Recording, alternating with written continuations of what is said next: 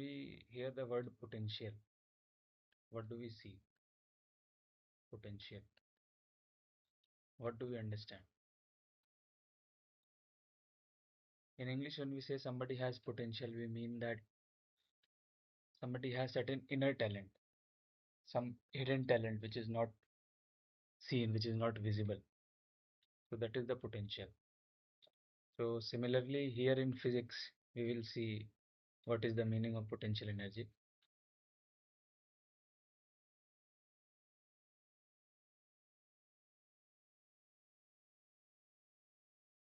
So to understand this, first let us consider two particles. Let's say particle A and particle B. A, B. Now this particle at certain instance, that instance is t is equals to t1. At t equals to t1, this particle A has velocity v1 in left direction and B has velocity v2 in right direction. And these two particles, A and B, are charged particles. Charged particles. Now what happens? At t1, the particles are at position A and B and they are going away from each other. We can see the velocities are opposite. They are going away from each other with the speeds v1 and v2. So at this instance, the kinetic energy of the system is k1. So at this instance, say the kinetic energy of the system means both these particles, kinetic energy is k1. And if what happens after some time is the particle B will have some force, will attract A with some force, and A will attract B with certain force. So although it will move further, it will move to a new position. Say if the position was A and B, then this new position is A dash and the velocity is v1 dash. Similarly for this, B, particle B moves to some position B dash with velocity v2 dash, and this is at time t is equals to t2. Now here, since B was applying certain attractive force on A and A was applying certain attractive force on B, the velocity reduces. So velocity of 1 dash is less than velocity of 1 and velocity of 2 dash is less than velocity of 2. So can we safely assume that the kinetic energy of this configuration K2 is less than K1 because the velocities of both of them have decreased?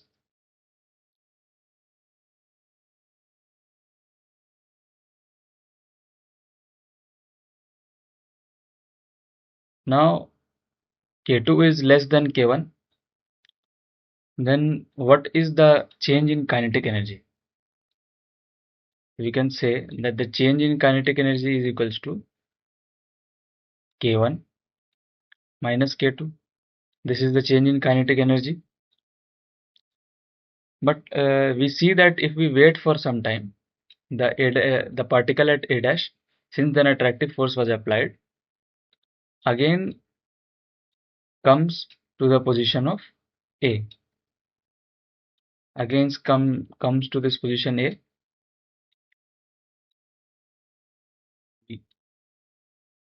And now they have a, since an attractive force was applied, they have a velocity v2 and this guy has velocity v1, and they are still opposite to each other but attracted towards moving towards each other at this time t is equals to t3.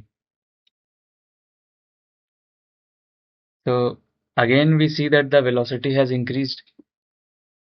Now again, since the velocity, it came to the earlier velocity, so this k3, the kinetic energy of this configuration k3 is equals to k1, because the velocities is v1 and v2 of the system. Kinetic energy depends on the velocity. So this is again k1, k3 is equals to k1. So what do we understand from this example? That at t is equals to 1, kinetic energy is k1. At t equals to 2, at t equals to t2, t1, kinetic energy is k2, and at t is equals to t3, kinetic energy is k3, which is equivalent to k1. So k1, k2, and again k1. So from here to here, the kinetic energy decreased. K2 is less than k1, and again from here to here, the kinetic energy has increased.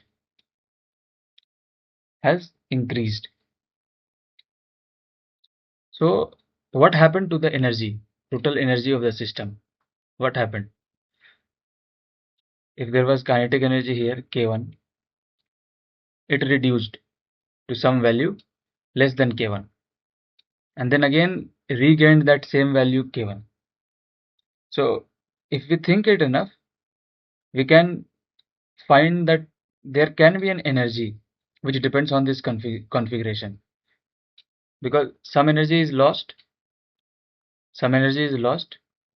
in going from k1 to k2 is less, and again this energy becomes, again it becomes k1, k2, again k1. So suppose at t equals to t1, total energy is k1.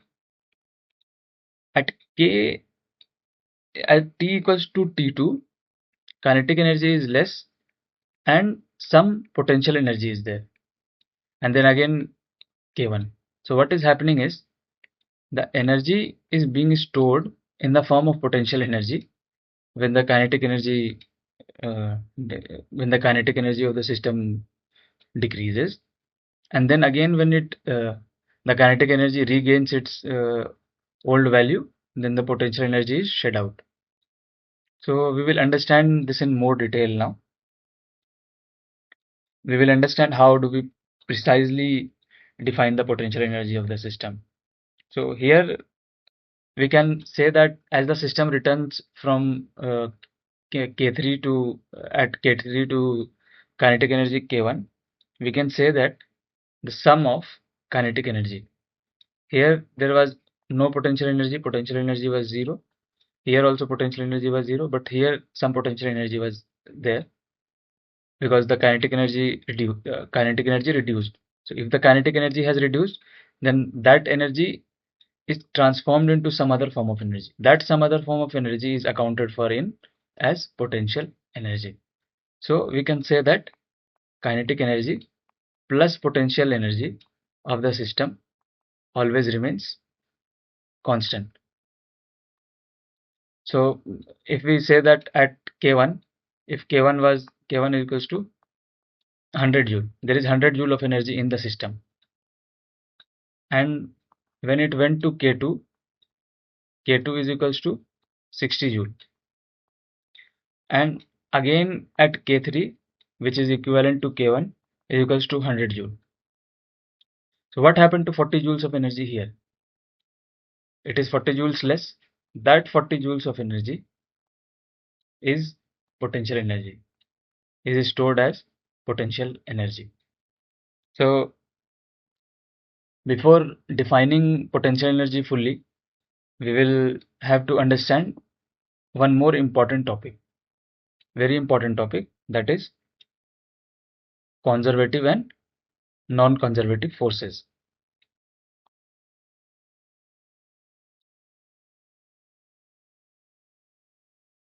Conservative and non-conservative forces. So what are conservative forces and what are non-conservative forces? Let us imagine this is a floor. The coefficient of friction between this block and floor is mu, and this of course when coefficient of friction is there, so this is a rough surface. So a block of mass m rests on a rough horizontal table. This is a horizontal table, and if it is dragged horizontally towards right, if it is dragged horizontally towards right, towards here, through a distance L. So the distance between this and this is L, and then back to its original position. So suppose say that this is point A and this is point B. So the movement will be from A to B and then again to A to B to A. Then we have to see that if mu is the friction coefficient between the block and the table, then we have to see what is the work done by friction during this round trip A to B to A. So let us first find the friction work done by friction in movement from A to B. So we know that a vertical force will be applied downwards, that is mg. The normal reaction force upwards, which is n, and friction forces acting opposite, and normal reaction force table is n is equals to mg.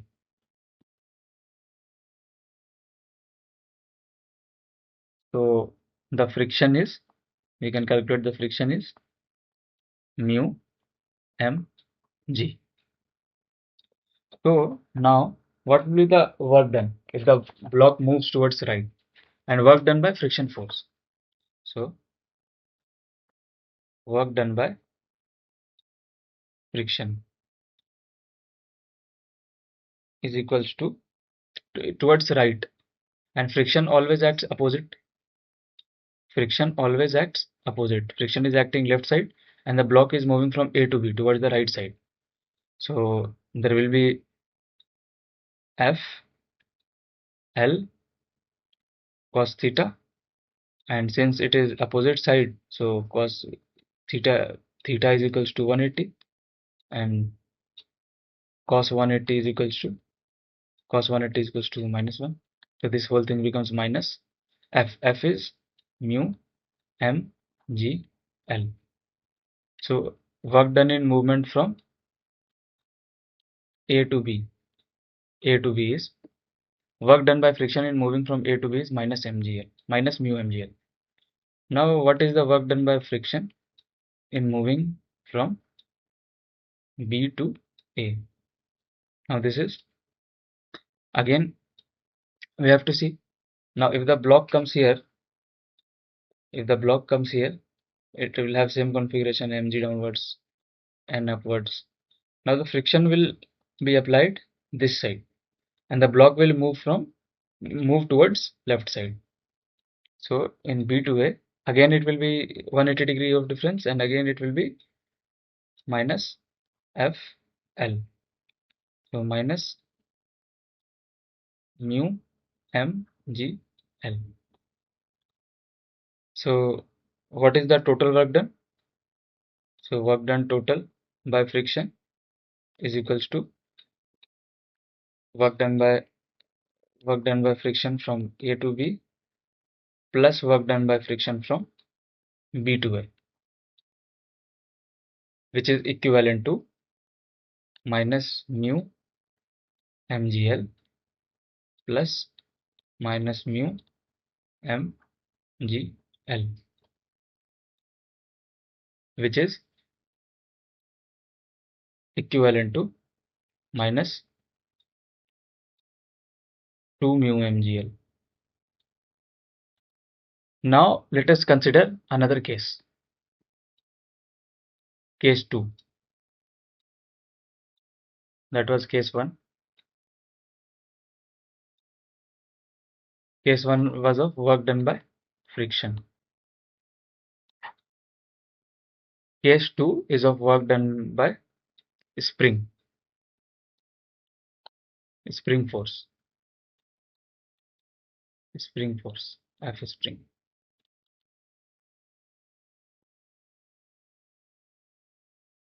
Now suppose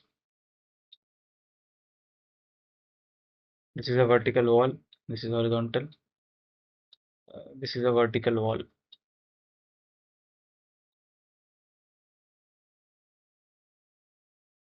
I'm not able to make vertical wall, sorry for that.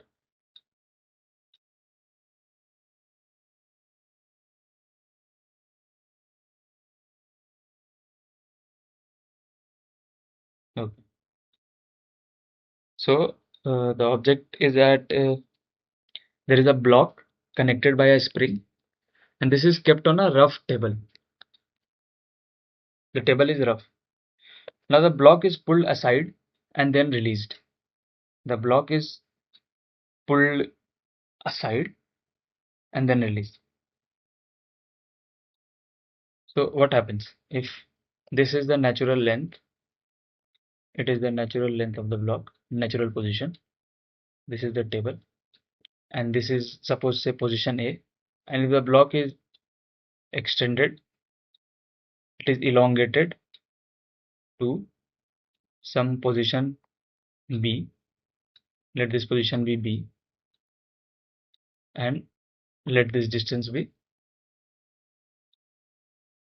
x.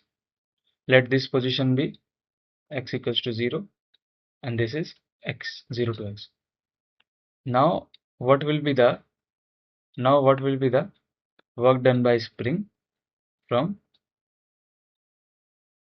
A to B and B to A back? So work done by force of spring from A to B is equals to, what will be the work done from A to B? You know that work done by spring force is half k x1 square minus half k x2 square. Now here x1 is initial position. Initial position we have taken x equals to 0. We consider it as initial position. So this whole thing becomes 0, and this thing becomes minus half k x square. Since this is elongated by a distance x, so from point 0 to x, this whole thing becomes x. Now similarly, work done by force of spring from B to A.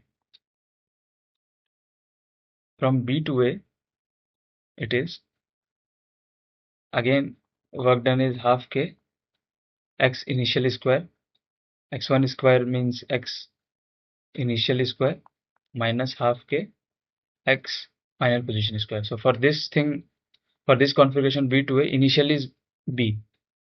So initial B is initial, for here initial is x, the distance initial is x, so half k x square. Now minus x final is 0. X final is 0 because it will come from B to A, so this position is x equals to 0. So this thing becomes 0. So work done is half k x square. So what is the total work done by spring?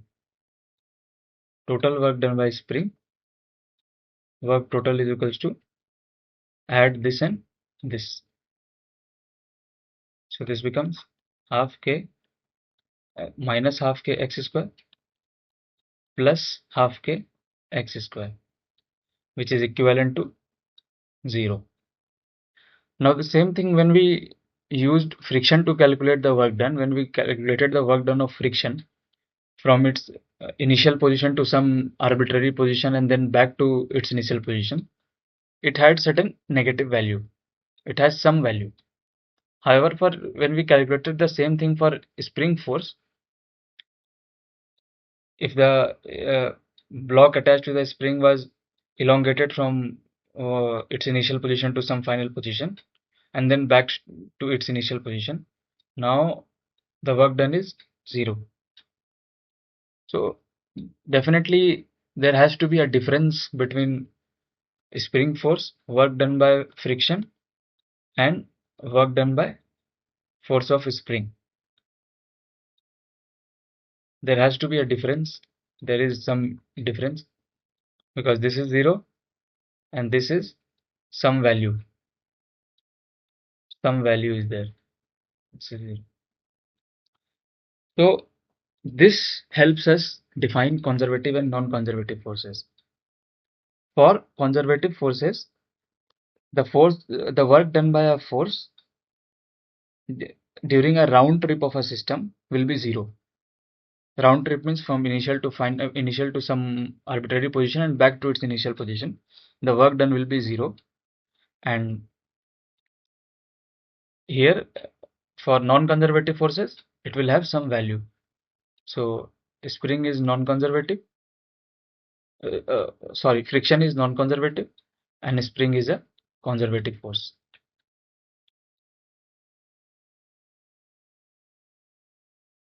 So to analyze our forces, we will divide the forces in two categories, conservative and non-conservative. Let me write it down. Conservative forces is if work done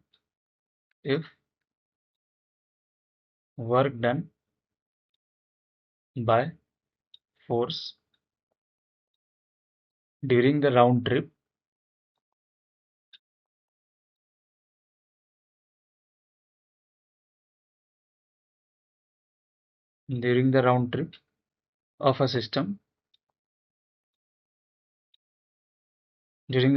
of a system is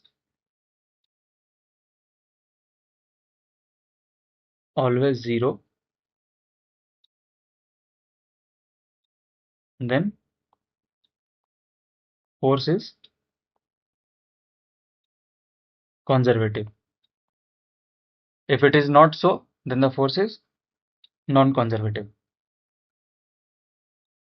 And there is one important observation about this, that if we use spring force, the object moved from here any direction to B, and if it again came to its initial position A, then the force will be 0, then the work done will be 0. Then we can say that the work done here depends only on initial and final position, not on the path it took. It can take any path, but if the displacement from here to here and back to here, if the displacement is 0, the work done is 0. If it has some displacement, then it will have some value. As we saw, from A to B, the work done was minus half kx square. So it had some value, and from B to A, the work done was half k square. But for the total journey, the work done by spring force was 0. So it depends only on the initial and final position and not on the path taken. So if the work done by a force depends only on the initial and final states and not on the path taken, it is called a conservative force. So let me write it down quickly. If work done by force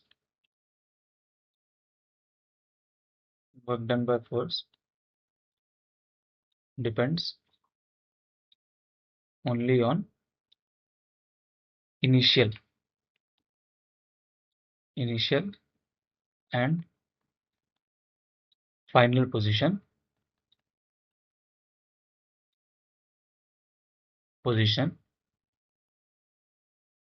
or let's say in more physics terms, we will say states, initial position or state, and not on the path taken.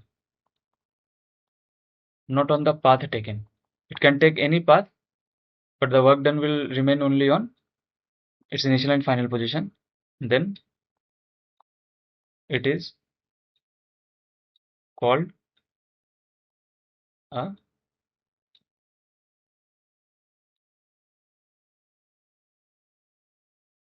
conservative force. These are the two very important things to remember. So examples of conservative forces are example of conservative forces: force of gravity,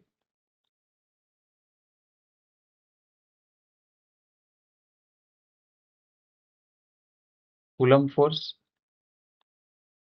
This is a force between charges. Coulomb force, and as we have seen, the force of a spring. Force of a spring. And similarly, on the same lines, we can say that for non-conservative force, the work done depends on the path taken, and it is not independent of the path. So, example of non-conservative force.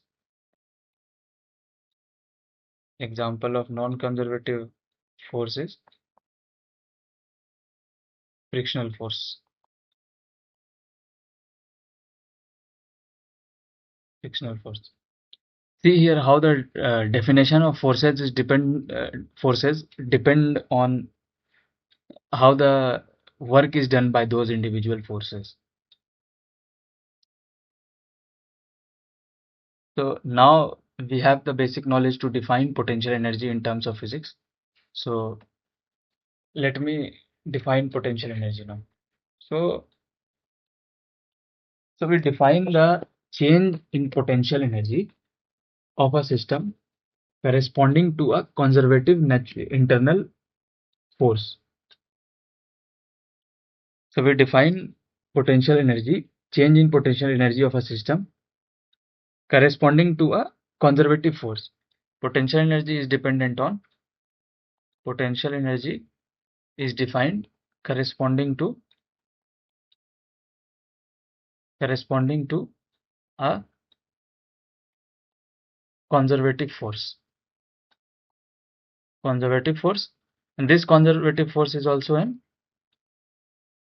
internal force.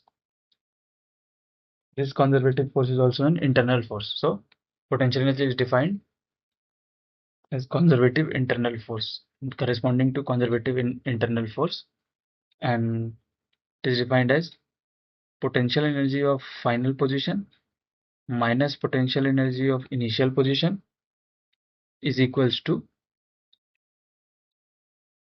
negative of work done, which is equals to minus integration of initial to final position F bar dot dr bar. Now, why is the work done here negative? Why is it negative?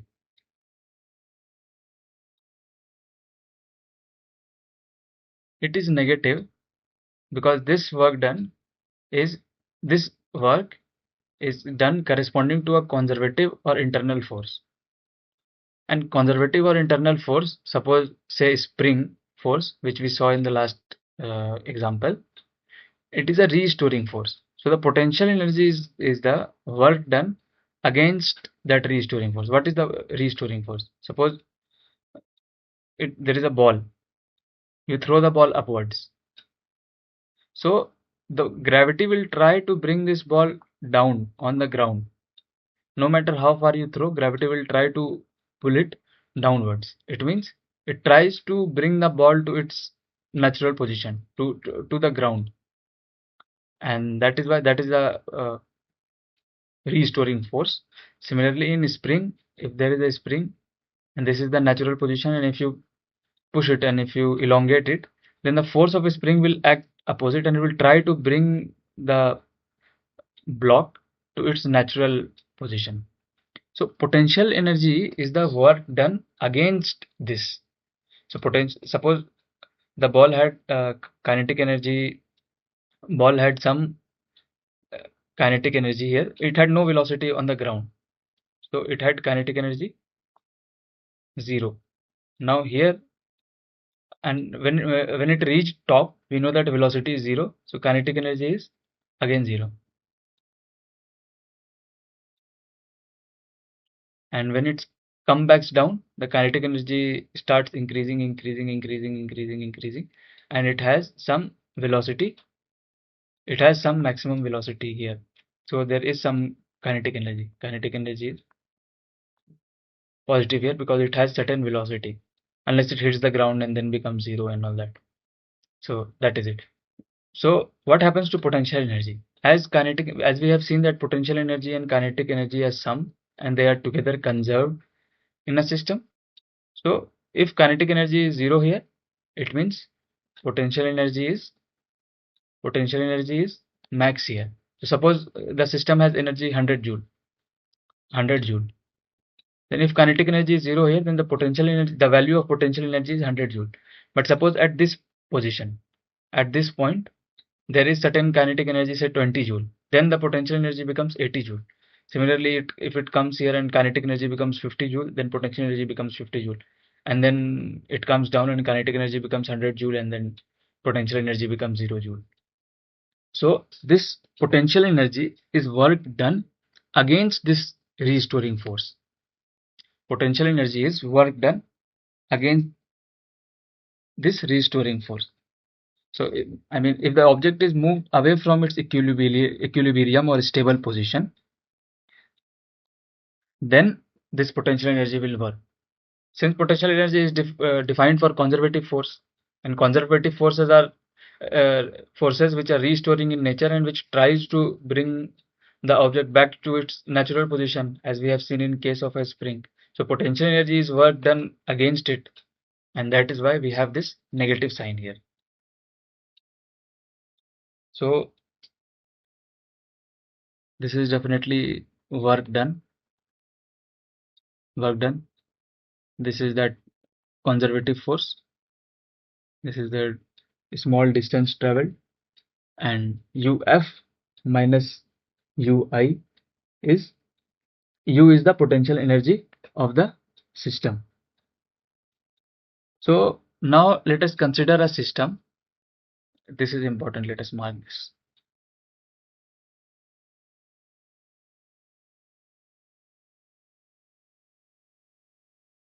Sorry.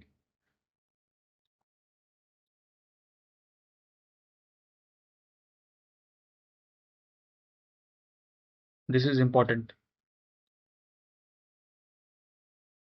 Now suppose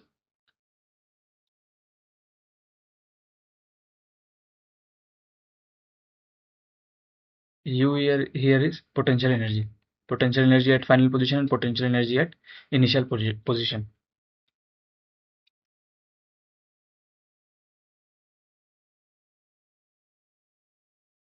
So suppose, let us consider a situation that only conservative and internal force is acting on the system. Only conservative plus internal forces acting on system.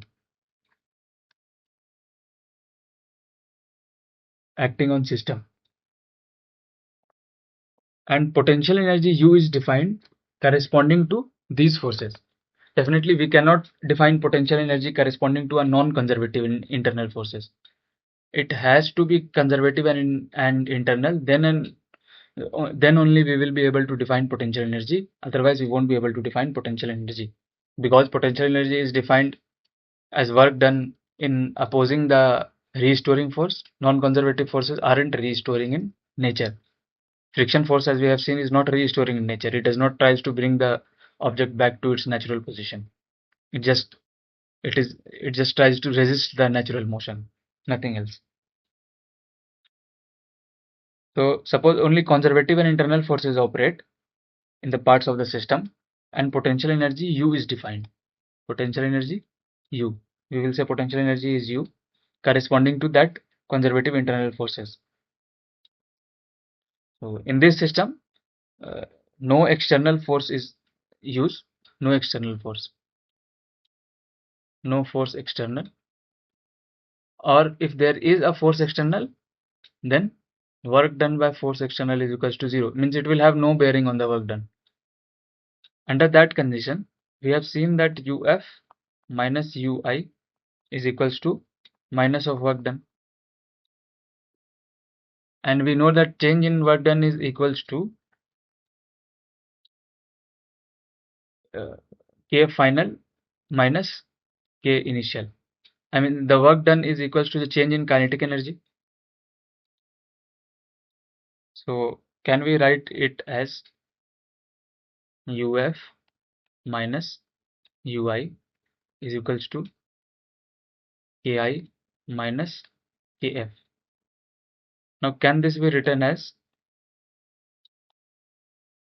UF plus Kf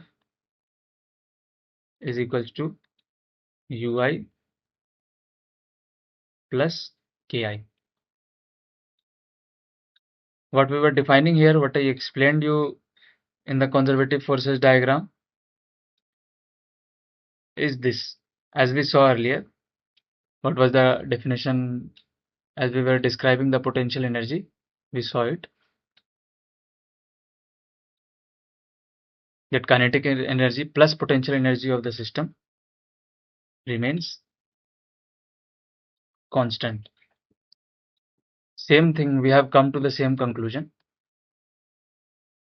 that kinetic energy plus potential energy, the sum of the kinetic energy plus potential energy of the system remains constant, and this sum is together known as mechanical energy of the system.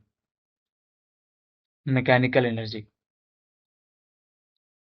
or total mechanical energy of the system.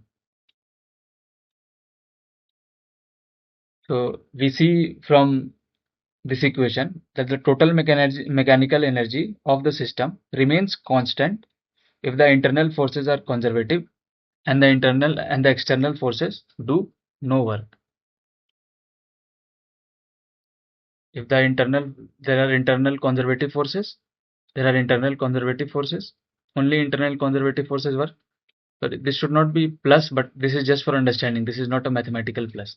This means that this is internal conservative forces, and no external force is acting. And if an external force thereby acts also, then the work done by it is 0. There is no work done by. And this system together is known as, this thing is known as principle of conservation of energy. This is very important. Most of the questions which are going to be asked in JEE mains and JEE advanced on work and energy will have something related to this. This along with rotational motion is the gist of what we have read in the Newtonian mechanics, or the classical physics chapter, classical physics of the all the chapters where we were analyzing the motions of the object. This is the gist of all of this. Ultimately, we have to find the energies of the object we are dealing with. So we see that total mechanical energy is K plus U is the total mechanical energy. However, this mechanical energy is not constant. If generally it is constant if internal conservative forces are applied, but if external forces or non-conservative forces are applied, then this won't be constant. Not constant if non-conservative forces, NC forces, such as And we know that NC forces, what are the NC forces? Friction, NC forces are applied if NC forces are applied. So in a system, in a practical system, there will always be friction. So there will always be non-conservative forces. So total mechanical energy won't be conserved. Then how will we be defining energy? Then how will we be coming to a conclusion? Let us understand that. In that condition, we can't apply the principle of conservation of energy in presence of non-conservative forces. But the work energy theorem is still valid even in the presence of non-conservative forces. Let us see how. So based on the above example, we can see that only a change in kinetic energy, only a change in, potential energy is defined here. So we are free to choose at an initial position since it is the difference. A change is defined. Let us see. A change is defined, UF minus UI. So if the potential energy of the system, if suppose there are three, A, B, and C, three positions, A, B, and C. So if B has a potential of say 40 joules and this has a potential of 80 joules, and if potential is energy is increasing and kinetic energy is has been decreasing, we can define that at A it had 0 joule energy. So at B it is not an absolute value 40 joule, but B is at a potential of 40 joules more than that of A. C is at a potential of 40 joules more than that of B. So U at C is equals to 80 joule, U at B is equals to 40 joule, and we know that work done is UF minus UI is equals to minus of work done. So UF minus UI, what here final position is C, so it is 80 minus 40 is equals to 40 joule. However, if we see that the work done is negative, so it will be minus 40 joule. But for now, let's focus on this magnitude part where 80 joule is there. So we say that at position C, it is at 40 joules more than that at position B.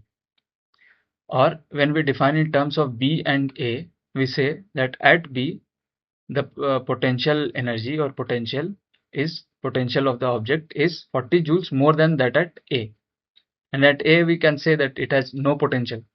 Or if we compare at A with respect to B, if we say that B is the initial position and A is the final position, then we say that it is again at 40 joules less than that at B. So potential energy is defined in terms of initial and final position. Why is it so? We saw that kinetic energy is conservative. It is defined corresponding to conservative forces, and we see that conservative forces depend on initial and final positions. It is independent of the path followed, but it depends on initial and final position, and thus this also depends on initial and final position.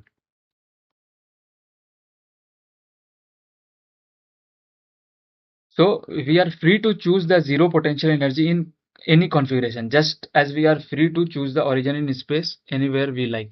It means that we can say that even if we say that at B corresponding to C, at B it is 0 and at C it's 40 joule, it won't be wrong because corresponding to B, relative to B, C has 40 joules more potential. So if we define B as 0 and C as 40 joule, then also it will work. Then also it follows the definition. So potential energy is not any absolute energy, but it is defined in terms of its initial and final position. Just like we say that in this plane, whatever page we are seeing, whatever board we are seeing, we can consider anywhere as origin. Suppose this was a spring system. We consider this natural position as origin. We take it x is equals to 0. And this side we take, if it is elongated, we say x equals to some positive value x. and if it is compressed, we say x is equals to some negative value x, or distance traveled is equals to some negative value and distance some positive value. We can take, even if we want, we can take x equals to 0 here, but in this condition this will be minus x, this will be minus x, and this will be minus 2x. So we are free to choose anywhere, but we choose systems where our calculation becomes easy. So if non-conservative internal forces operate within the system, so if non-conservative internal forces, non-conservative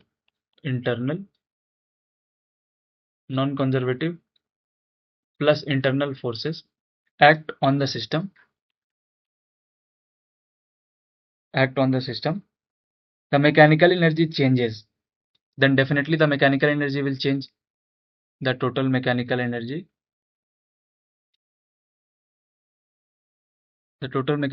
will change.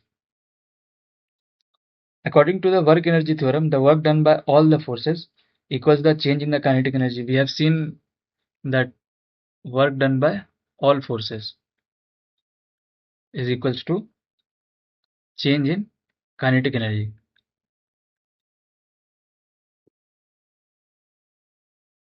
So what are these all forces? Work done by conservative forces, work done by non-conservative forces. Now conservative forces, internal conservative forces, work done by internal non-conservative forces, or let me write it again.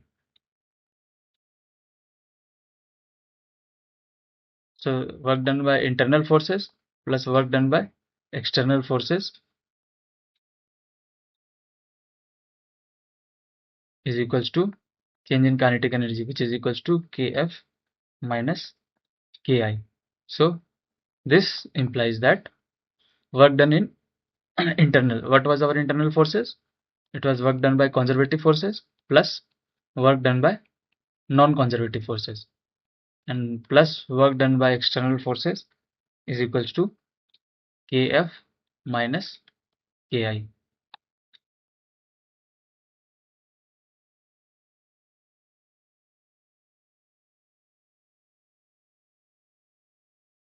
So this is a very important thing to remember.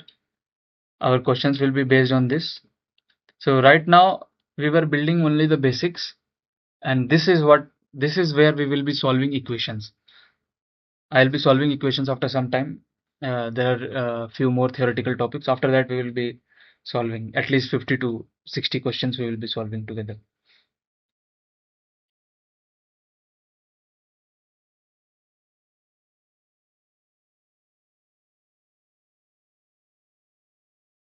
So we can say we know that what is the work done by conservative force.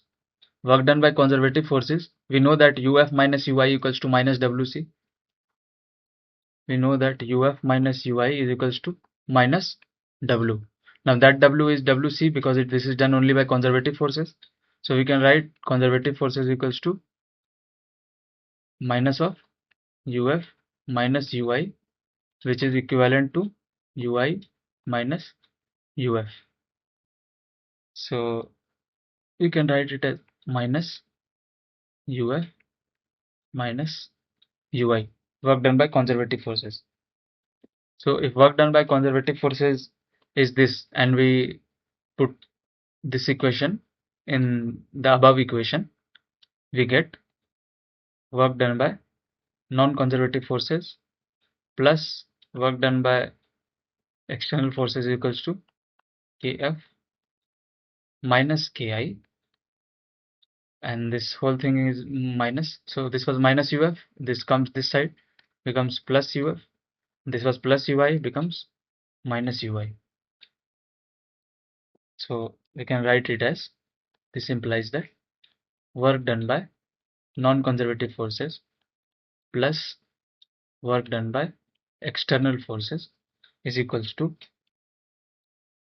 K final plus potential energy final minus sum of kinetic energy initial and potential energy initial. So we can write it as EF energy final minus energy initial.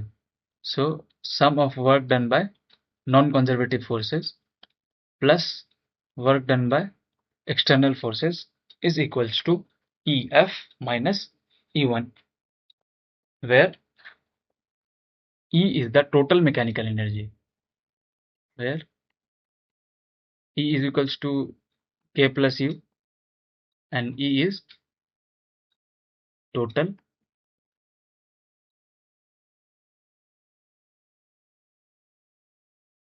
mechanical energy. So if the internal forces are conservative, but external forces are also acting on the system and they do work. So if we say that the conservative forces are there, internal forces are conservative only. If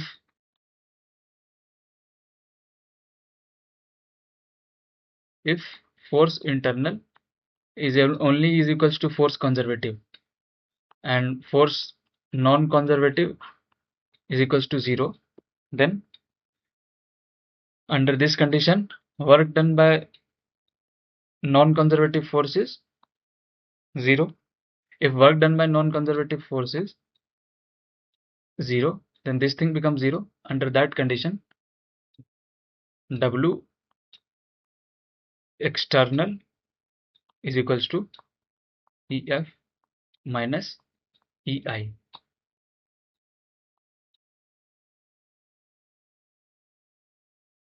Now, if you only remember this formula, you will be able to solve most of the JEE mains and NEET questions.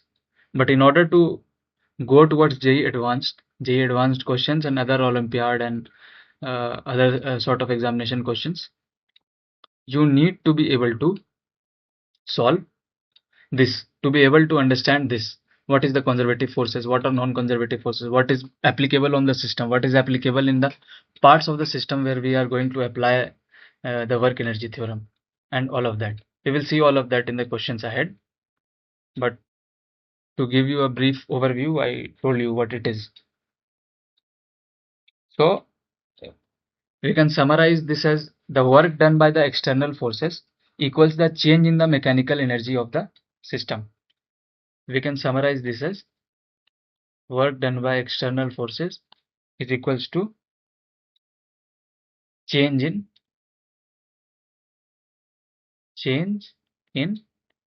mechanical energy of the system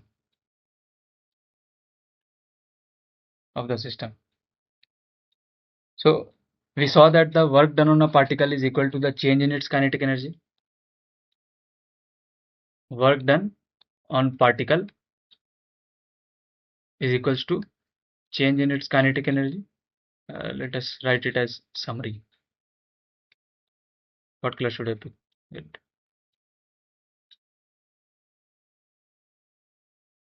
Summary of all of what we have read. So work done on particle is change in its kinetic energy, and work done on a system by all the external and internal forces equal to the change in its kinetic energy. We saw it that work done on system by all forces, all force external plus force internal is equals to change in its kinetic energy, is equal to change in its kinetic energy. This is the same theorem which we derived above, and then we came to this conclusion. And then we saw what is conservative forces. Conservative forces when work done is equals to 0 for round trip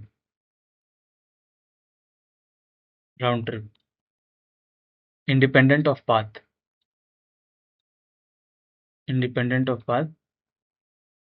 depends on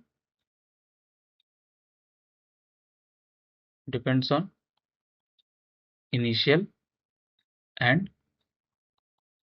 final point, final position or state. Similarly, examples were F Coulomb, force of gravity, force of spring. And if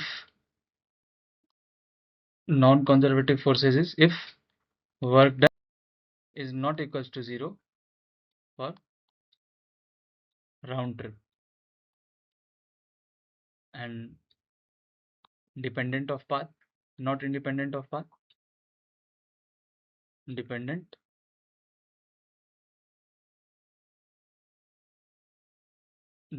on path, and since it is dependent on path, then initial and final position has no bearing on it. And so the change in potential and energy of a system corresponding to conservative internal force is equal to negative work done. Change. So potential energy is always defined corresponding to a change and corresponding to some internal conservative force. Internal conservative force. Internal conservative force, which is equivalent to the negative of work done. Negative of work done by these forces, by these internal conservative forces. Whatever work is done by them, negative of that.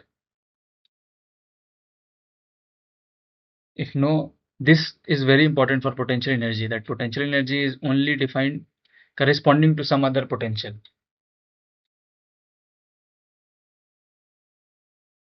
So if no external forces act or work done by them is 0 and the internal forces are conservative, then the mechanical energy of the system remains constant. This is known as principle of conservation of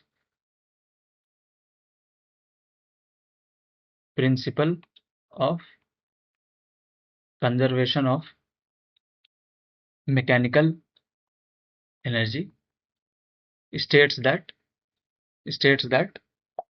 if no external forces act, if F external is equals to 0 or work done by F external is equals to 0,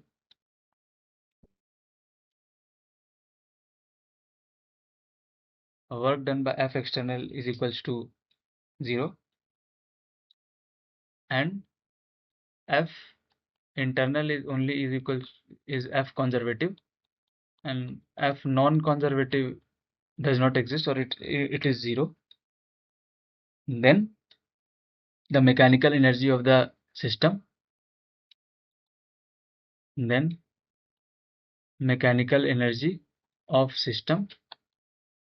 is equals to constant. This is very important when it is asked to define principle of conservation of mechanical energy. We have to keep in mind that it is only defined corresponding to internal conservative forces. No external force will act, and the internal force which acts are supposed to be conservative. And based on that, we can say that if some of the internal forces are not conservative, if F non-conservative has some positive value or has some value, then mechanical energy of the system under this condition, mechanical energy of the system not constant, is not constant. And if internal forces are conservative,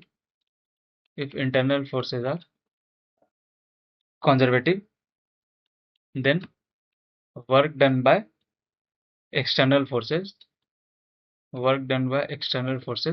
is equals to change in mechanical energy,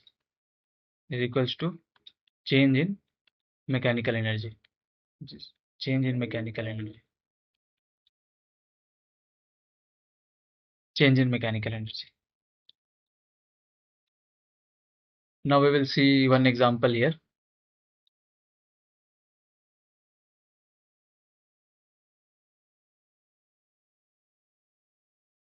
Now we are heading towards a new subtopic of potential energy, that is change in the potential energy in a rigid body motion. So what does it mean?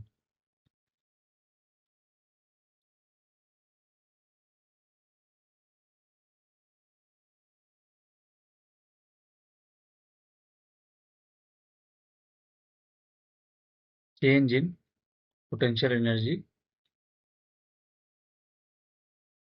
in a rigid body motion.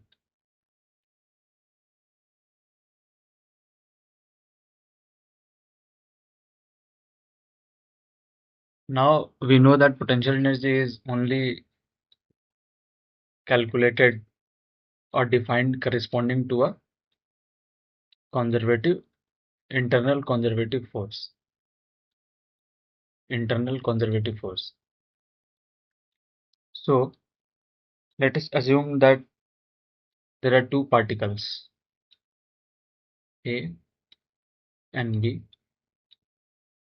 and they are fixed using a rod or something. And suppose due to internal conservative forces, suppose if they have charge, then there will be Coulomb attraction or repulsion. If there is mass, which definitely there is mass, then this will go, gravitational force will apply. So that is it. Can't think of any other conservative force which may apply because there is no spring here.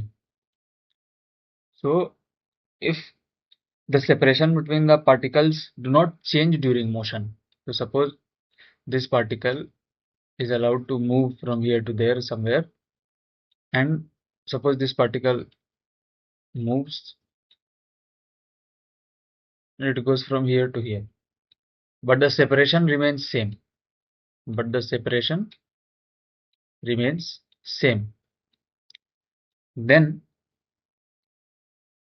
the internal forces do no work. Then we can say that internal forces do no work. So suppose if there is a force here, if it is a Coulomb force, it means that this may apply here and one force apply here on the same line, and these forces suppose this is A and this is B, so this is force on A due to B and this is force on B due to A. Now FA and FAB and FBA are opposite to each other in direction. So if we define the work done here, then it will be FAB bar into DRA bar. DRA is movement of particle A plus FBA bar dot movement of particle B bar is a small distance for which the B bar has traveled. Now since the separation is same, we can say that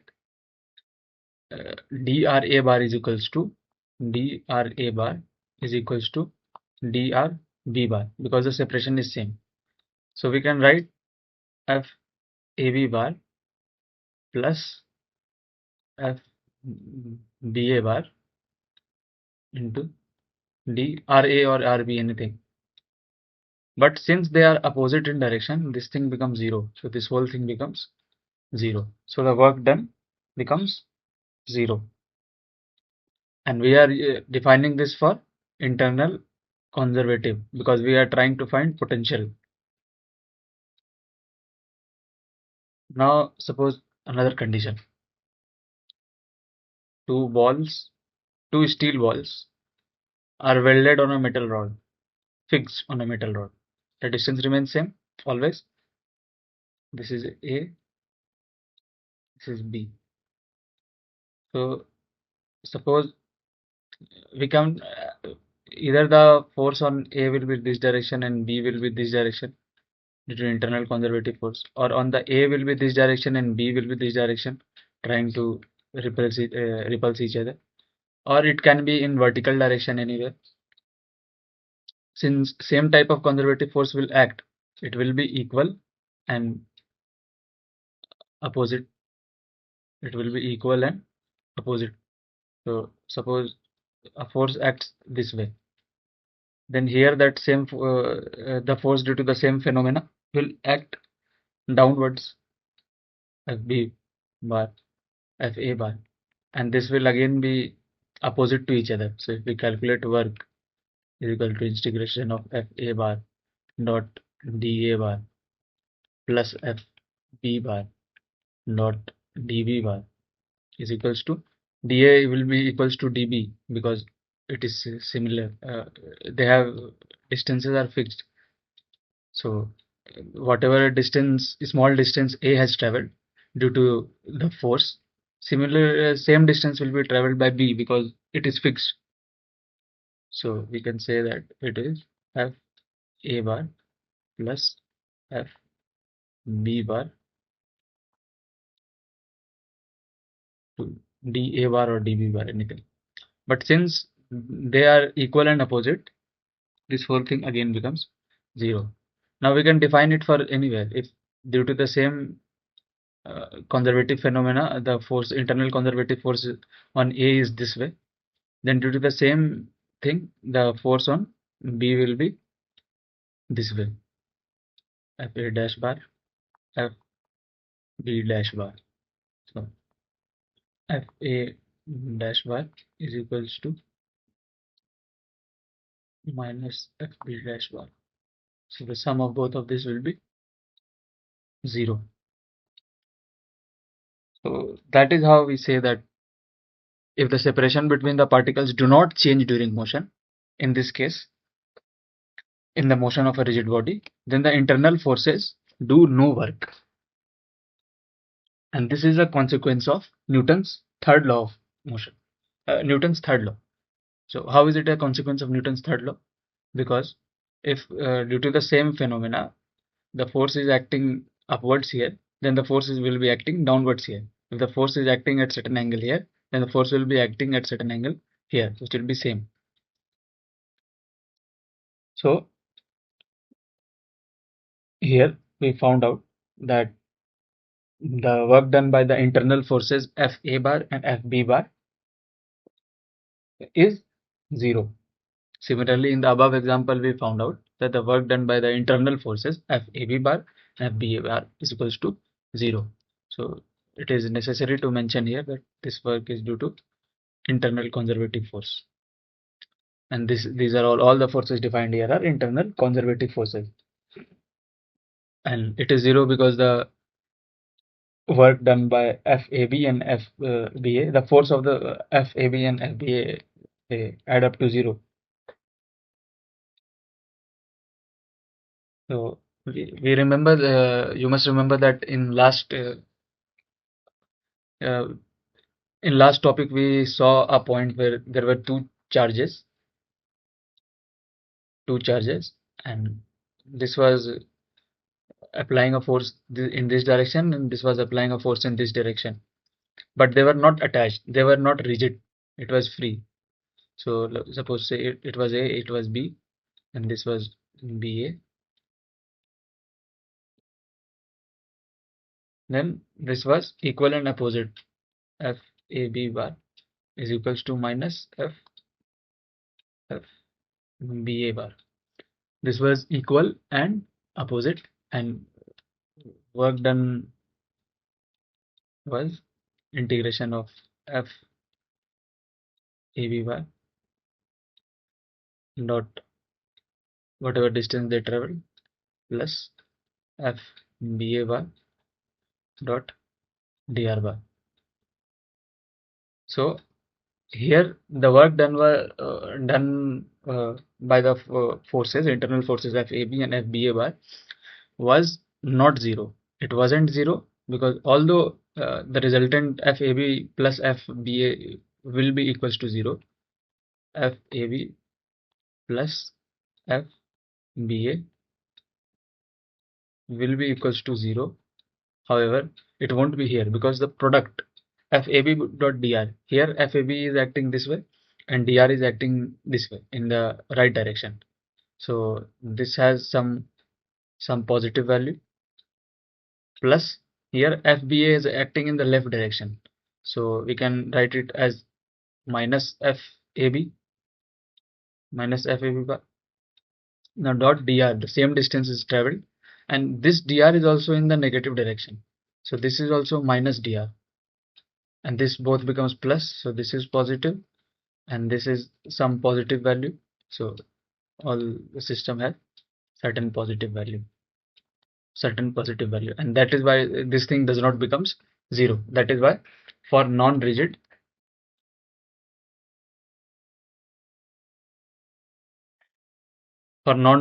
two particle system, it does not become zero. However, for rigid particle system, when the distance traveled by both of them is same and there is no change in distance between the object, then the work done by internal conservative forces becomes zero. Now let us understand that. Let us write a statement about this first, and then we can do that. So, I mean, that internal forces acting between the particles of a rigid body does no work in its motion, and we need not consider the potential energy corresponding to these forces. What does it mean? That the internal forces between the particle of a rigid body does no work in its motion, and that is why when we are calculating potential energy of a rigid body, so these things we have to keep in mind: rigid body, non-rigid body, what type of question is being asked. A question may be asked that this is a charge and here there is a fixed particle system. So what is the work done in the whole system by a particular force? What is the work done by this on this or this on this due to the attractive forces? There can be n number of iterations of any questions. So if we understand the concept of rigid body, and if we understand the concept of considering this as one rigid body and this as one another body, and these two individually, and then we can find out, then we can consider it as two non-rigid bodies, just a two particle system. So there are many things which we can do here to make it tough, which the examiners will test you about. So now the next topic is the gravitational potential energy. So gravitational potential energy is quite simple and intuitive, which you will understand.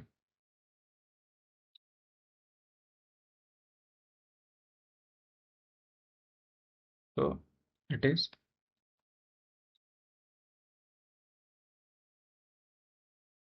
gravitational potential energy. Now, what is gravitational potential energy? We have seen that gravity is a conservative force.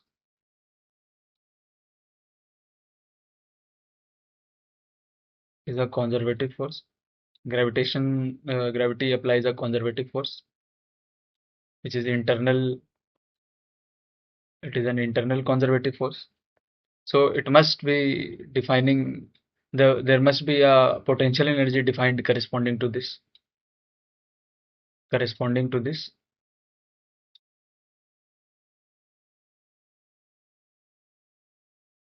So how do we define that? Suppose I have already explained this in brief to you, but we will understand it fully here. Suppose this is an object. So this is a block of mass m, and it is kept near the surface of the earth. This is the surface of the earth. This is earth. Because gravity is between two objects, we know that force of gravitation is equals to k into m1 into m2 by r square. inverse of distance squared and product of masses, and this is some constant, gravitation constant is there.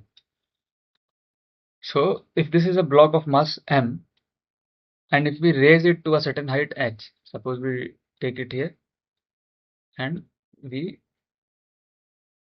put it here, this is the same block, this is the same block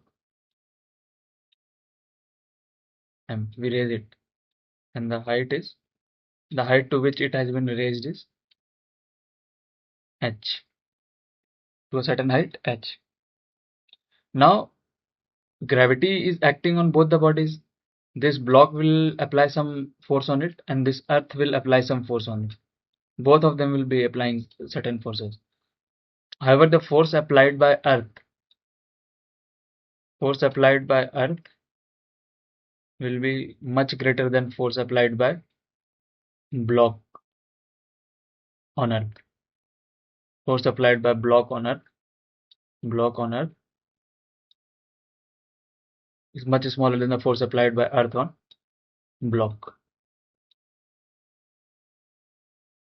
So why this significant? What is the significance of this? Let us understand. So the gravitational force between the earth and the block is conservative. Because the gravitational force is conservative, we know that. So we can define a potential energy, and the earth is heavy. Earth is very heavy. So mass of earth is much greater than mass of block. Maybe millions of times greater than the mass of block. So we can take our reference frame attached to earth. Now this is bookish language, but you need to understand. We have already understood the reference frame. Maybe there is moon. We are standing on the moon and observing this, but this is not practical. Now, since the earth has very high mass, which will have, so the block won't be applying much force on this. Any force, it will apply some very small force. Maybe this will be, F block E will be equal to 0.0000000000 something, very small force will be applied. So that will be of no consequence. So in this condition, we can say that our frame of reference, I mean, where we stand and observe, we can stand on earth and observe. When we are applying, when we are in earlier chapters, when we were understanding motion of two objects, or the forces applied on two objects, we used to take a inertial frame, and then we used to see the two objects based on whatever distance they had, and then we used to find out r bar. So we used to do that, but now we won't be doing that. We won't be using an inertial frame because the mass of the earth is very much higher, much higher, and the force which the earth will apply on the block will be much higher than what the block will apply on earth. So we can consider it as the inertial frame. So the work done by the gravitational force due to block on the earth is zero. It is almost zero. So we will consider it zero only. Almost zero. This is almost equal to zero. This thing is whole almost equals to zero. So the force mg on the block. So in this condition, the force mg, because the gravity will always work downwards. So this will be mg, and now let us consider this is ground. The same thing we are doing, and this is it. This has been raised, and to a height h. This height is h. This height is h. Suppose this is the block. So the force of gravity will be mg.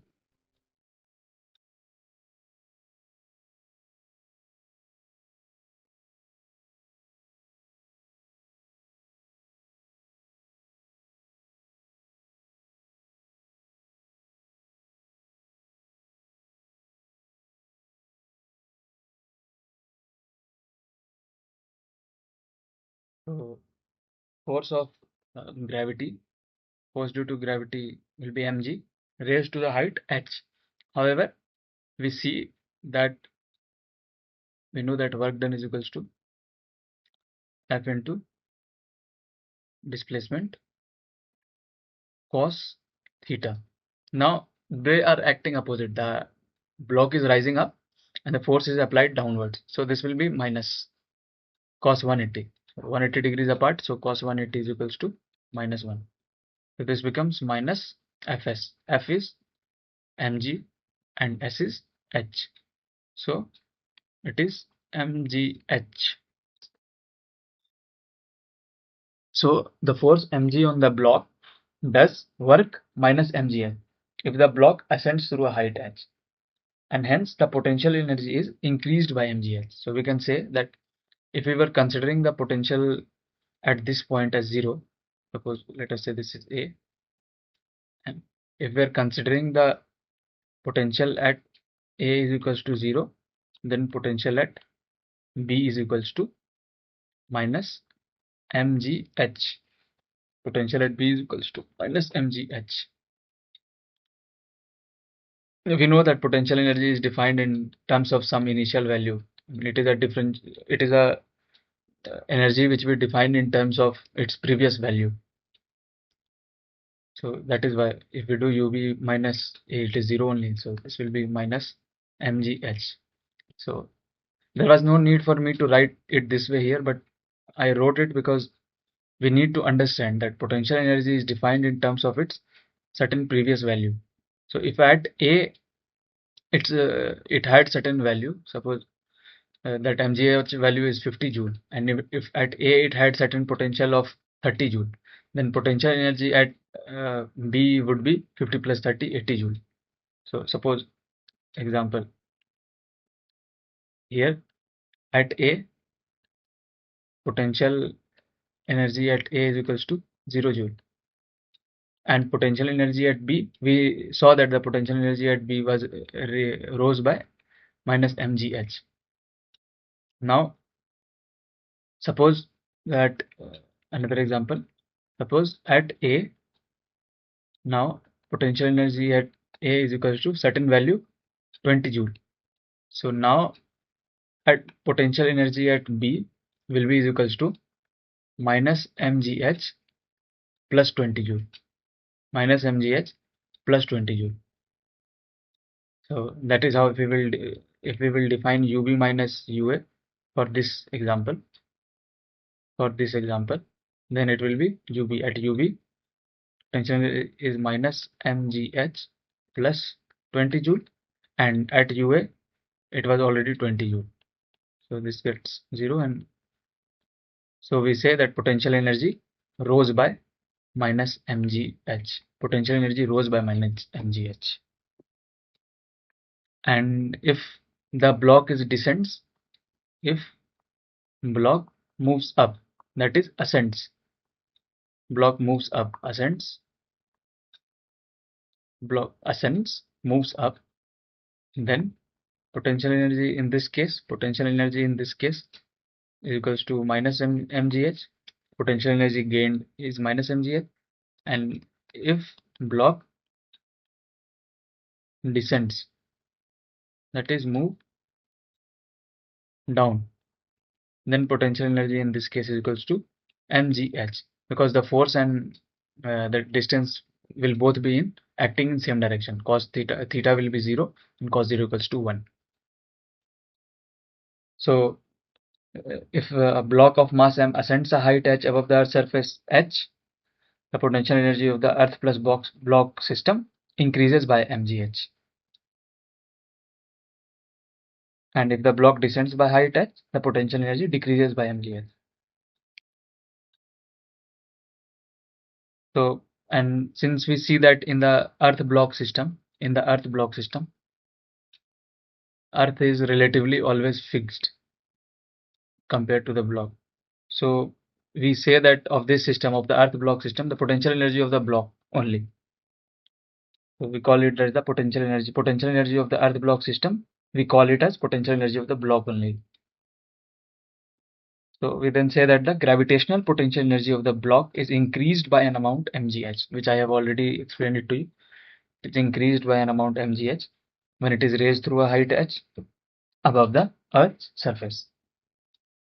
So we'll talk of gravitational potential energy in terms of changes that I have explained to you in terms of changes from some initial to final value. We can choose any position of the block and call the gravitational potential energy to be zero in this position, as we saw in that example one, first example, that at A we told it as zero, and here then we got minus mgh for a height h. And now we will be finding potential energy of a compressed or extended spring. Let's change the color. Now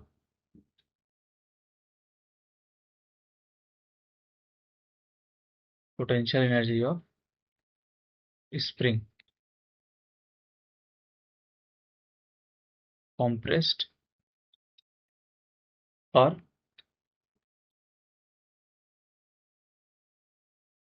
elongated.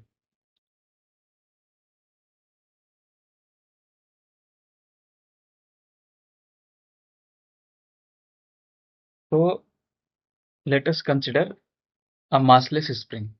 Spring has no mass.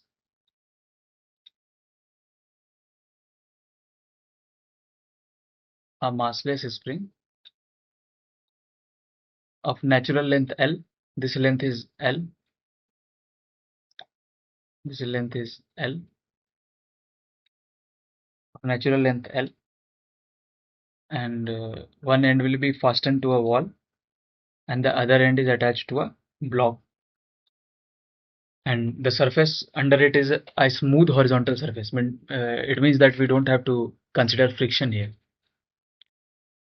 In practical applications, of course, there will be friction, or there will always be friction, but here to come at a certain point, to make a point, we are considering a system where there is a smooth horizontal surface. Now let us see that in the earth block system we were taking earth and block both as the system. It was known as earth block system. Now here this will be wall plus spring plus block, wall plus spring plus block system, wall plus spring plus block system. So if we elongate it to a distance x, suppose this distance is x, we elongate it to a distance x. So what happens? What happens to the spring? What happens to the spring? Spring will apply a force. The tension in the spring will be kx. Since this is this side and spring has a restoring force, it will try to bring the block towards right, and that force will be is equals to k into x, k into x, where k is the spring constant, of course. So what happens if there is a tension in the spring? So this spring tries to pull the block. This spring tries to pull the block from the extended position towards here. So this block will also apply some force on the spring. So this block will apply some force in the right direction, since the spring force is in the left direction. And here there is wall. So if the force applied on the wall,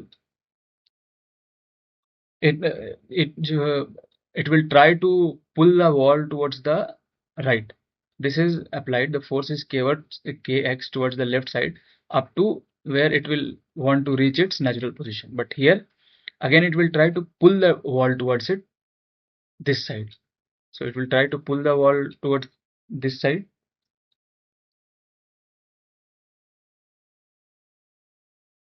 and the block it will try to pull the block towards left. and both the magnitudes will be kx. Both the magnitudes will be kx. It will try to pull the block towards the left side and the wall towards the right side. Now, what are the forces exerted on spring? This was the force of off spring. Now, what will be the forces exerted on spring? Forces on spring are kx, since this was the force, it was trying to pull it this side. So the wall will now try to pull the spring that side. Equal and opposite reaction forces. So now the force of wall is kx, force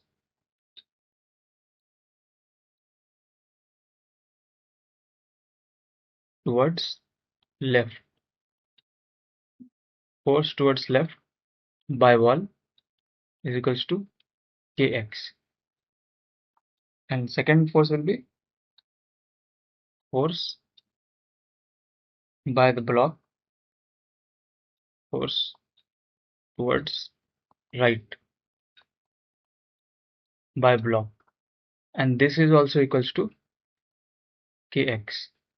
Now we will see why we are doing this, why we are dividing all of this, because we are going to define potential energy due to spring, and potential energy is what? Potential energy is defined in terms of internal conservative energy, internal conservative force, internal conservative force.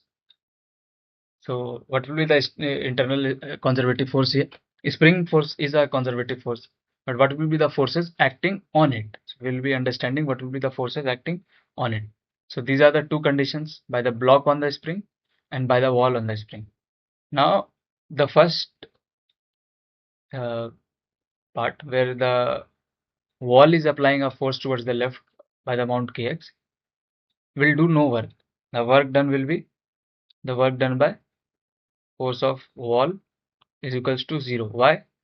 Because it is a fixed wall, is fixed, the wall is not moving, so there will be no change in distance, and thus the work done will be 0. However, second force, we see the force by the block. Now force by the block, we can say that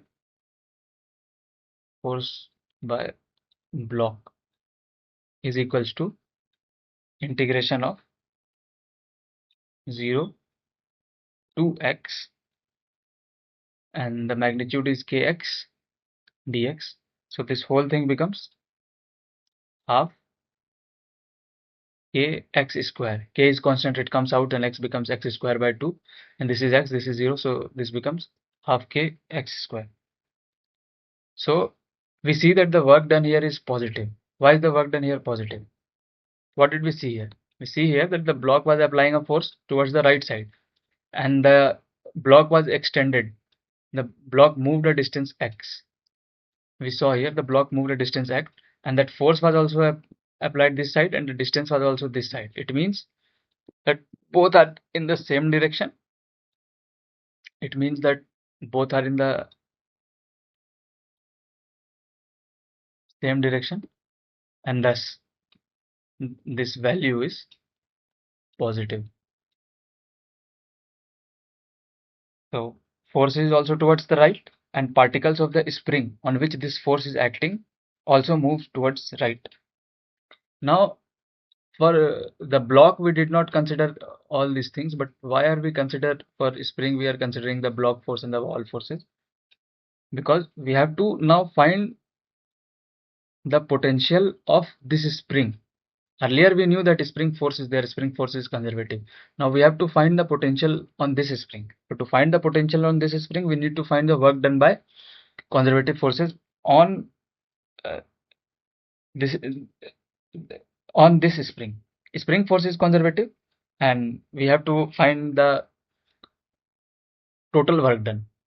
So if we find the total work done of this block, mass, and wall system, then we will come to the conclusion that total external work done, total external work done, as we know, total external work done is change in total mechanical energy, EF minus E1. work done by external forces is equals to EF minus EI if there is NC force is equals to 0, then this is the case. So here we know that the total work done by external force on spring, total work done by external force on spring is equals to half kx square when the spring is elongated by when spring is elongated when elongated by length x or by a distance x. However, if the same external work is done on spring, if it is compressed by a distance x, it will again be half kx square, because the work done by block then will be towards the left side, and the components of spring will also move towards the left side, so that will have the same distance, they will have the same direction, and thus it will again be positive. It will be half kx square. So the spring here is assumed to be massless, so no gravitational forces, and hence the kinetic energy remains zero all the time. Since the spring is massless, so the kinetic energy also remains zero, because kinetic energy is half mv square. Mass is zero, then kinetic energy is definitely zero. And so all the energy whatever we have calculated is the potential energy, because we know that this is the change in total mechanical energy of the work external. That is how we define things. That is how we come to conclusion. That is why earlier we defined work external in absence of non-conservative forces. So we know that spring is massless, as I said earlier. Spring massless. Spring is massless. So kinetic energy is equals to 0. So whatever work done by external is equals to potential energy only. And since potential energy is equals to half kx square, so we know that potential energy is defined in terms of some previous value, ub minus ua. So we say that the potential energy of the system, potential energy of the system, potential energy has of the system has increased by half kx square. So we conclude that the stretched or compressed spring, either it is stretched or either it is compressed, it has a potential energy of half kx square. Half kx square is what? It is the potential energy half kx square more than its previous value, whatever its previous value was. Suppose this was the natural length, and this is certain point A, and this is extended to certain point B. This is A, B, and this is natural length. And if this is half kx, if it gained half kx square, we know that the potential energy of spring is equals to half kx square.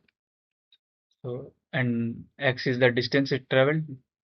So if here to here it is 2 meter, and here to here it is again 2 meter, then potential energy of spring at A is equals to half k4, 2 square 4, which becomes 2k, and potential energy at B is equals to half kx square, which becomes 16, is equals to 8k. So now if we are calculate the external work done from A to B, work external from A to B, it will be potential energy at final B minus potential energy at A, which is equals to 8k minus 2k is equals to 6k. So 6k work is done. So we can say that half kx square more work is done. More potential energy is gained by the spring as it moves from A to B. So anywhere it moves, it will be half kx square only, as we derived. We have to just change the x values. So at A it was 2k more than its natural length position from 0 to 2, from natural length to A, and at A to B it was again half kx square, 6k. So it gained half kx square value, however the distance changed. But if we calculate at this value, then both of these things will come similar. Potential work done by external from NL to A equals to potential at A minus potential at natural length position. The potential at A, what is potential at A? It is some half k x square. Half k x square is to half into k into 4, and that is 2k. Potential energy at 2k minus 0 is equals to 2k. Now similarly, we have defined for A to B. If it goes from A to B, then this becomes 6k. So potential energy is a function of distance, and it corresponds to the internal forces between the particles of the spring when it is stretched or compressed. And potential energy of spring is also known as elastic potential energy. Elastic potential energy or strain energy. Strain energy.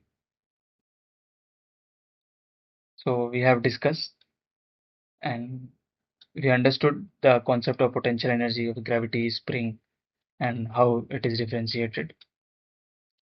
So, and also in this system, generally we will consider at natural position the distance x equals to 0 because it is helpful in calculation. However, if you want, you can think you can take x equals to 0 here, and then this is minus 2 and this is plus 2. Whatever you take, it is your choice. It is just the convention that we take at natural length position x is equals to 0. Now, in this system, there arises a confusion. What is the confusion? Confusion is that the potential energy at A is equals to 2k. Potential energy at NL.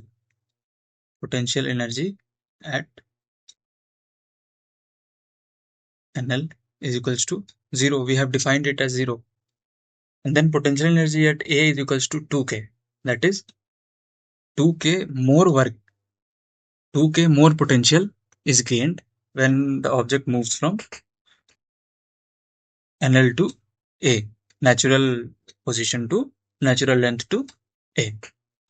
And when the object moves from A to B, we get potential energy at B. But this potential energy at B is about from natural length to B. This is NL to B. So this is 4.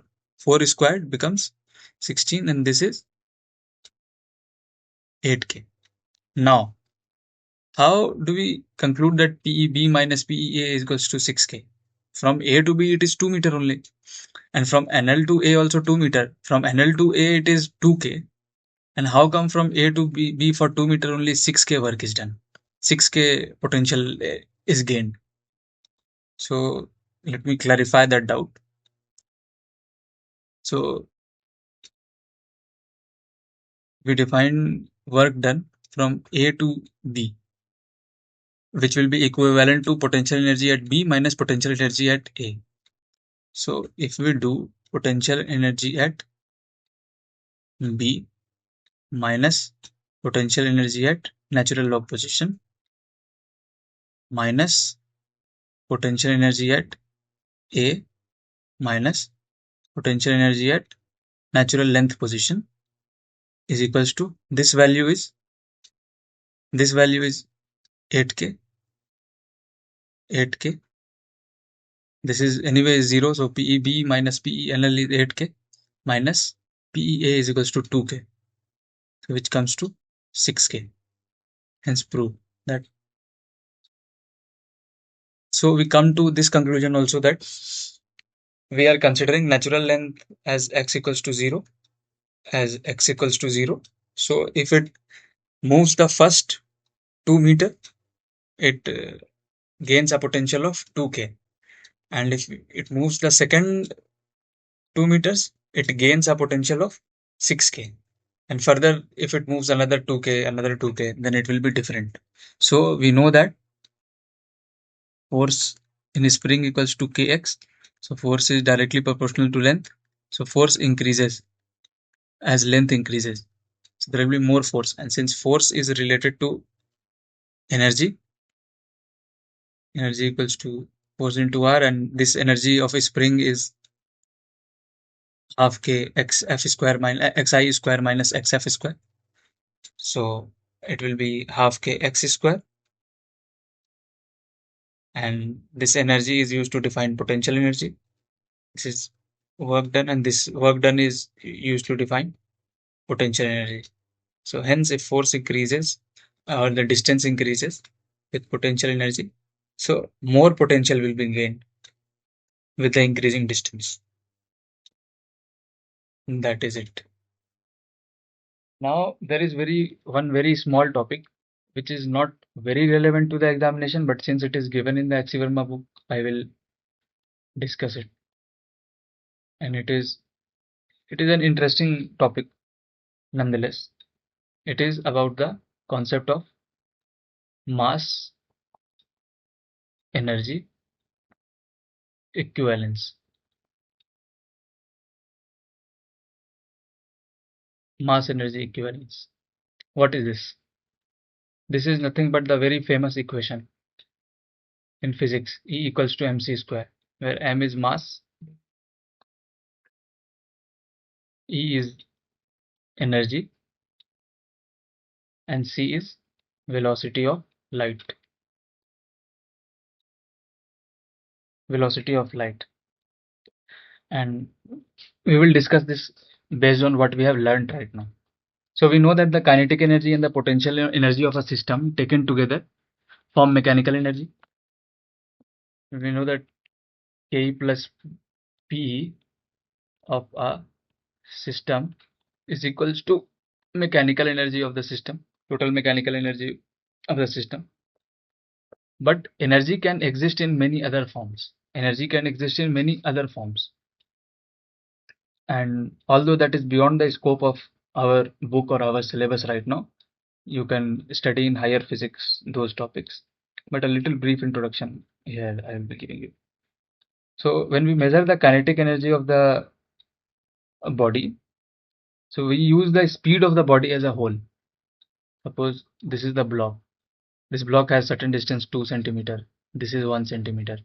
So if we are considering the speed of the body, and if we consider the kinetic energy, we will say half mv square, and this will be, we calculate the kinetic energy of this whole body. I mean, not a small part, but this whole body. But even if we keep the body at rest, the particle in it will be continuously moving inside the body. So this solid body will be made up of certain particles, and even if we keep it at rest, even if it is at rest, it will have certain, the particles will never be at absolute rest. It will be continuously moving. So these particles will also be exerting certain force on each other. So if these are made of these many particles, then every particle will be having some force on each other. There will be many forces on each other, and thus the potential energy corresponding to these forces will also be there, because these will be internal forces. So there may be potential energy corresponding to that also. So then what will happen to the total energy? So then the total energy corresponding to the internal motion of the molecules and their interaction will be called thermal energy, or the internal energy, what we will be reading in later in thermodynamics chapter. So suppose if a light, we know that light and sound, we will be reading that in future also, studying that in future also, light and sound, both of these concepts. So right now we need to understand that these are also certain forms of energy. So if a source emits a light or sound, it will lose energy. It will definitely, because if if light is a form of energy and certain object is kept here, and this object emits some sort of energy, then under the principle of conservation of energy, this should lose certain energy. This thing should lose certain energy. Suppose let us say this is an object. This is an object. Suppose this is a torch and it emits light when we switch it on.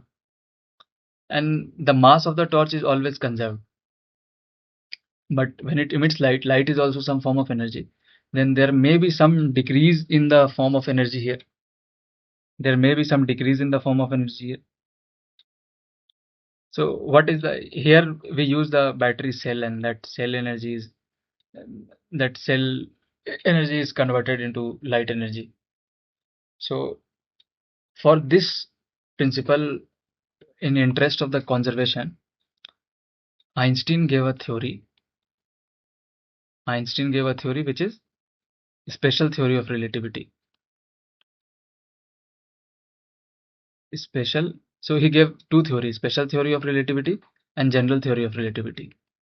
But he won the Nobel Prize for none of it. He won the Nobel Prize in 1921 for discovery of photoelectric effect. He did many other very great discoveries. So Einstein, in a special theory of relativity, discussed that a material particle itself is a form of energy. If light is emitted, and light is emitted in the form of photons, and are itself form of energy.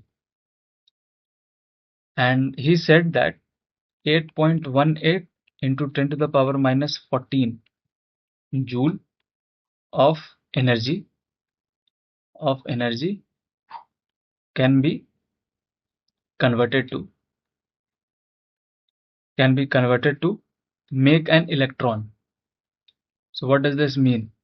Everything is made of electrons, protons, neutrons. So if we are able to make a fundamental particle, then we will be able to make some mass.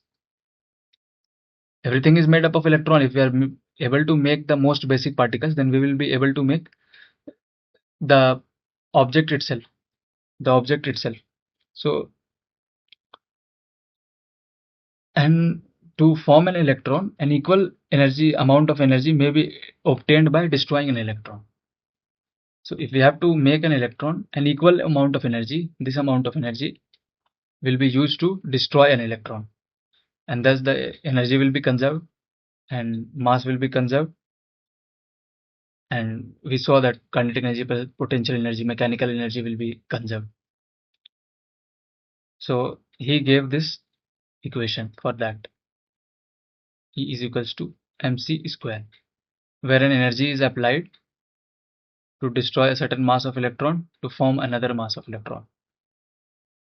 And c is the speed of light, that is 3 into 10 to the power 8 meter per second in vacuum. Of course, we know that. So when all forms of energy are taken into account, we arrived at the generalized law of conservation of energy. So now we come to the generalized law of conservation of energy. What is that? That is the ultimate thing which we have to remember. Energy can neither be created nor destroyed. But here we were making electron, so another statement covers that it can only be changed from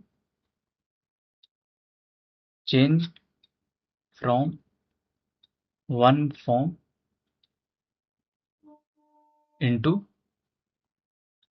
another. Now this is the ultimate law of conservation of energy. Most of the questions which we will be doing in JEE Advanced and JEE Mains, or even in the NEET, even in board, it will be based on law of conservation of energy. The numericals will definitely be based on law of conservation of energy. And this is the very important topic in physics which we understood. When you become engineers, it will be very helpful to you especially those who try to master thermodynamics. So thank you. Now we'll be doing exercises, questions, example questions, exercise question, and more of the concept building part. There will be one small session about the concept building part where we'll be discussing everything.